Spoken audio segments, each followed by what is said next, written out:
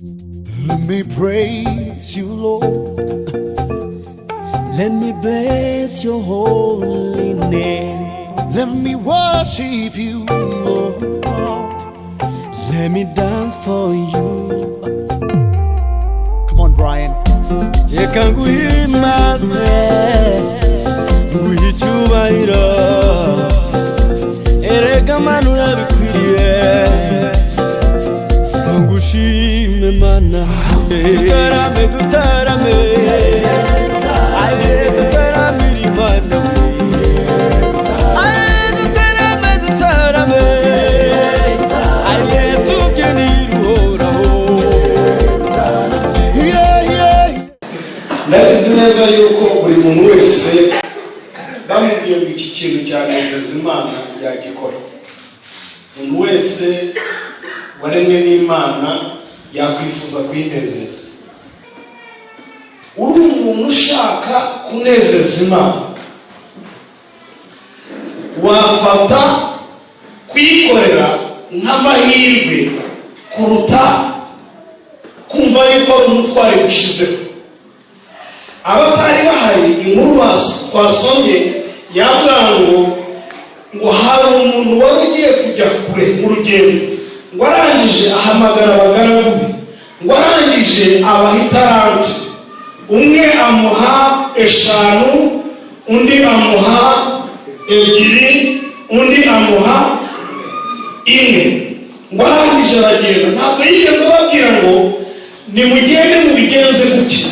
Yabahaye icyo abahaye.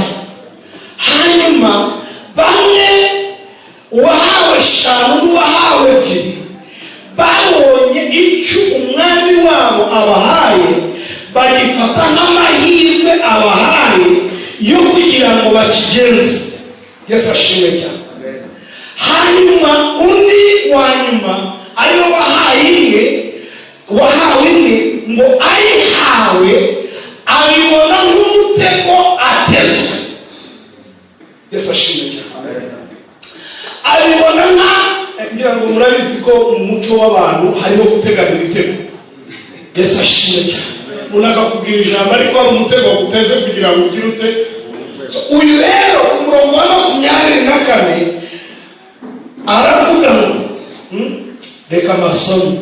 Umurongo wa 24 wa Matayo 25 aravuga ngo n'uwahawe imwe araza aravuga ati databuja nari nzi ko uri umunyamwaka.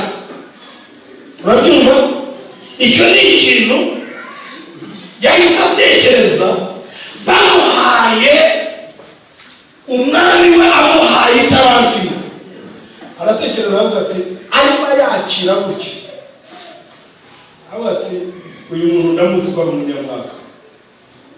Yesu ashimwe cyane. Haleluya. Nari nzi ko uri umunyamwaka, usarura utarije, uhunika ibyo utagosoye. Yesu ashimwe. Ibaze umuntu mu mutwe we kuba afitemo ibi bibazo bitatu ku muntu umuhaye impano. Yesu ashimwe. Wari mwahura n'umuntu mu nzira yitotomba cyangwa se ugahura n'abahekenya amenyo, bigeze nta kazi mfite, nta modoka mfite kandi abandi bafite imodoka, nta nzu bubaka kandi abandi barayubatse. Ibyo bikaba impamvu yo guhekenya amenyo no kwitotombera Imana. Aho abandi bahawe italanto 5, umwe akavuga ati aya ni amahirwe mbonye ngiye kuyakoresha kugira ngo ngaragarize databuja yuko nubwo ampaye 5 ariko nshobora kugira icyo nkora. Haleluya. Ikibazo uyu munsi abantu bafite, asuzugura gitoya afite, akitotomba kubera ikintu adafite. Satani yisha abantu benshi b'Imana abaricisha yuko bakwiye gupfa ahubwo bikabicisha yuko mu mibereho yabo hari ibyo babona badafite. Ijwi rya Satani ryose uzahura naryo ntabwo rizaba rikubwira ngo dore ufite icupa ry'amazi genda kuzura amazi, ahubwo azakubwira ngo ufite icupa ariko ntabwo ryuzuye nk'iry'abandi. Haleluya. Ufite akazi ariko akazi kawe ntabwo kaguhemba nk'uko abandi bahemba. Ibyo ngibyo bigatuma kubaho aho kwibona n'amahirwe ubibona nkaho hari ikosa ryawe. Hari abantu muri iyi si, muri uru Rwanda rwacu, bafitanye ikibazo n'Imana, bagenda bavuga ngo turabizi. Imana sivuga murayivuga se igira neza, muravuga ngo igira neza, igira neza. Jewe sinzi icyo yambuye. Yesu ashimwe. Amen. Iyo ushaka kunezeza Imana rero, iyo ushaka kunezeza Imana, uhera kuri gatoya iguhaye ukakabona n'amahirwe iguhaye kugira ngo ukagenze, kugira ngo ibone ikikugenzuraho, ibone ikigushimira. Kandi biravuga ngo buri muntu wese yahawe italanto bijyanye n'ubushobozi afite. Ntabwo byari bishingiye ku biri muri siporo, ntabwo byashingiraga ku biri muri siporo. Muri siporo hari byinshi bihagije, ariko Imana ikareba umuntu ikamwereka wowe bijyanye n'ubushobozi ufite, bijyanye na karagita yawe, bijyanye n'imiterere yawe, naho uva ibyo ushoboye niba noneho wowe yabiguha. Ariko uri umugabo urayimana uzi ko uneza umutego, ariko ntabwo uzabugwamo. Ugarabwira Imana rero. Narinzi hagira umuntu wadusomera neza.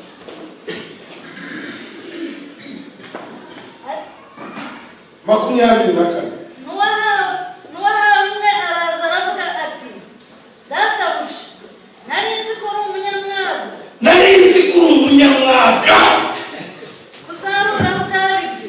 Reka mbabwire, hari abantu bakorera Imana no mu gihe, ariko baravuga ati ninayikorera iranyica. Iranyica ndabizi niyicaye iricara. Nayikoreye akazi nkora bakankuraho.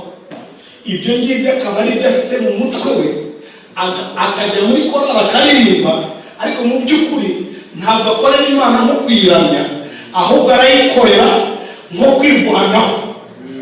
Ibyo rero ntabwo binezeza Imana. Ibintu binezeza Imana ni umuntu ukorera Imana abantu no kuba mpumeka. Haleluya. No kuba mpumeka ni amahirwe. Ntabwo nitaye ku kazi ntafite, ntabwo nitaye ku mashuri ntafite, ntabwo nitaye ku mafaranga ntafite n'ubwo nyakeneye, ariko icyo nitayeho gituma ushobora gushima Imana nuko ndiho. Gusa hari umuntu utariho, hari umuntu atariho.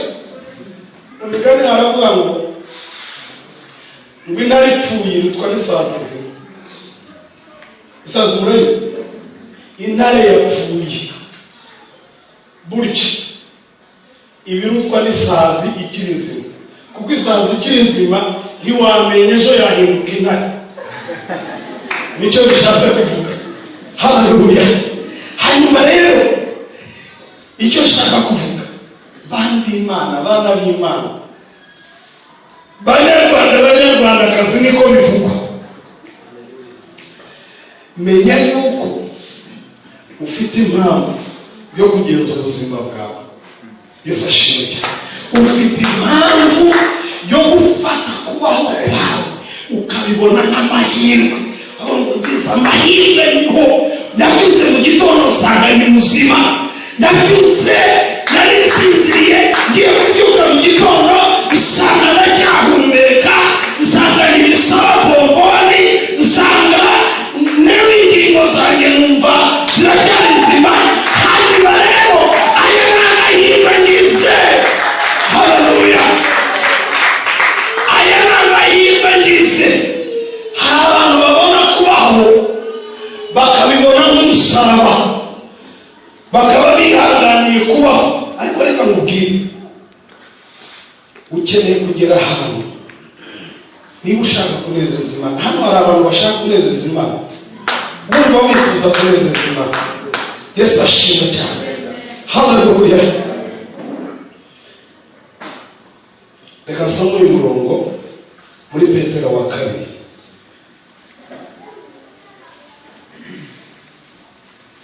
Ibice 2.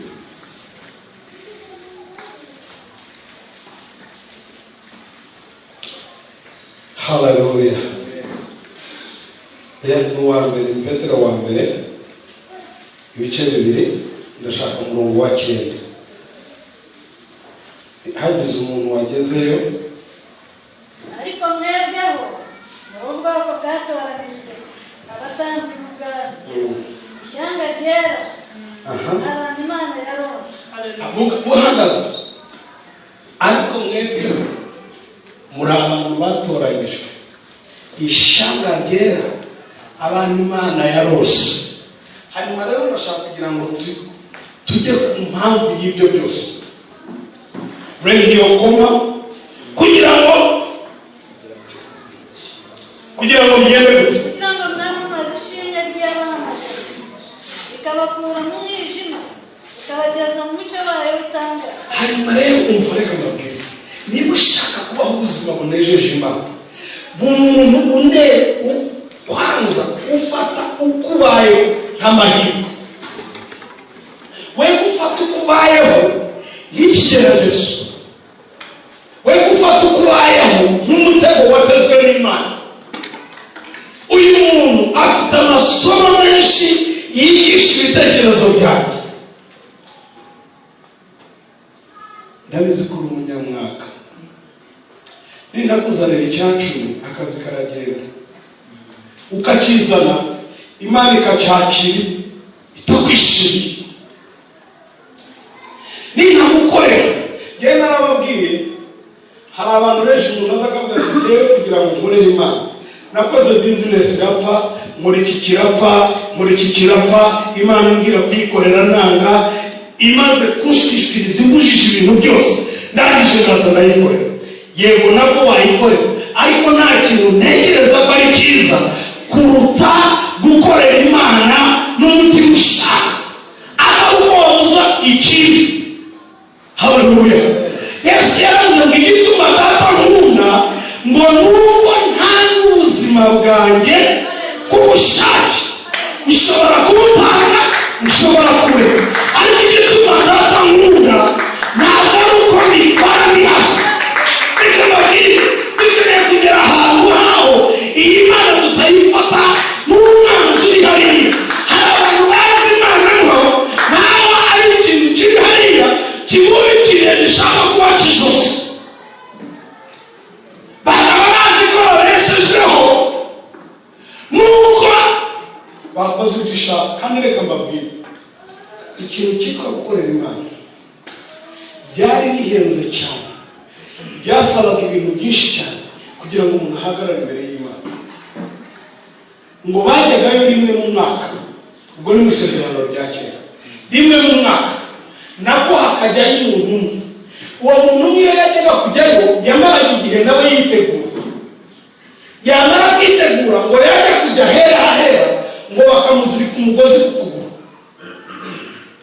Urumva barangiza ngo akagenda umugozi muremure ku buryo nabo imbere y'Imana bazabona uko bakurura intumbi. Ngo noneho kugira ngo abamenyeshe ko akiri muzima Imana itari yamwica, ngo akajya agira gutya, ngo babaga bambaye ibintu bimeze nk'amajipo nk'inzogera, yagira gutya bakavuga bataracyariho, akajyayo yarangiza akaza akababwira ati dore ibyo Imana ivuga. Yesu ashimwe. Hano Petero akavuga rero kugira ngo twamamaze ishimwe ry'iyaguhamagaye ikagukura mu icuraburindi ry'umwijima. Ibyo ni byo tubereyeho. Kubaho kwawe ntabwo ari umutego. Haleluya, haleluya. bavandimwe bene data, hari abantu barushye pe,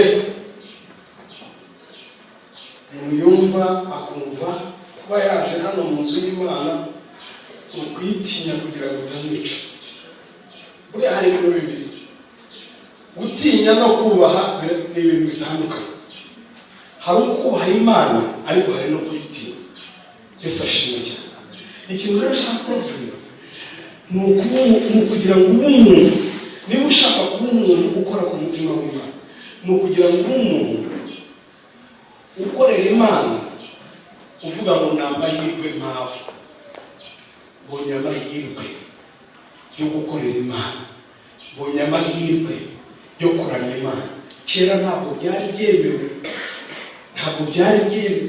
bashyize ku munzani wo mu isezerano rya kera. Hano hari abantu twakabaye tunirukana. Kera iyo wabaga ufite inkovu ntabwo winjiraga ahera. Kera iyo wabaga ureba imirari ntabwo winjiraga ahera. Hano wababwira ngo muzamure gutya turebe imirundi yabo. Haleluya. Petero akavuga rero ikitubeshejeho ni ukugira ngo twamamaze ishimwe. Haleluya. Dukwiye kuba turi ahantu banezerewe, bamamaze ishimwe. Satani yakubwira ngo nta kazi ufite, ukamubwira ngo ariko ntacyo niho. Yakubwira ngo nta maboko ufite, ukamubwira ngo yego ntayo mfite, ariko niho. Haleluya. Nigeze kuba ubuhamya ukuntu kera tugitangira ubuzima byo bavuga narangije kwiganisha muri Yeruya. Noneho urumva nyine wagera hagati ni bikakubita nyine. Noneho naba niremamo agatima, bwira madamu nkubwira ariko matara byacu matora. Yesu ashimwe cyane. Iyo ushaka gutsinda Satani, iyo akuzaniye icyo udafite, umuzanira icyo ufite. Iyo akubwiye ngo nta mwana ufite, amubwira ariko ni muzima. Haleluya. Yakubwiye ngo ntabwo urashaka, nawe uri gushaka, ufata mu bubiko bwa. Haleluya. Ukagira icyo ushaka. Dawudi ahangana na Goliyati, dore uko byagenze. Ngo Goliyati yaramubwiye ngo wowe unteranye uducumu n'agacumu kugira ngo ndinga. Haleluya. Yesu ashimwe. Dawudi nawe aragenda akora, aravuga ngo haleluya, ngo nigira intare n'idubyaza bije gufata umukumbi wa Dawudi, ngo ukuboko kw'Imana kwabanaga nanjye.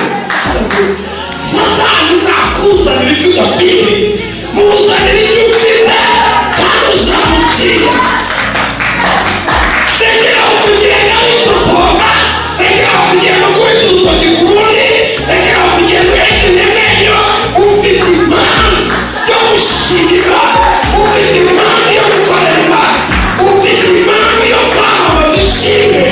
Iyo muhamagaye Bibiliya igihe twavuga ngo kera ntabwo dusomere kera ntabwo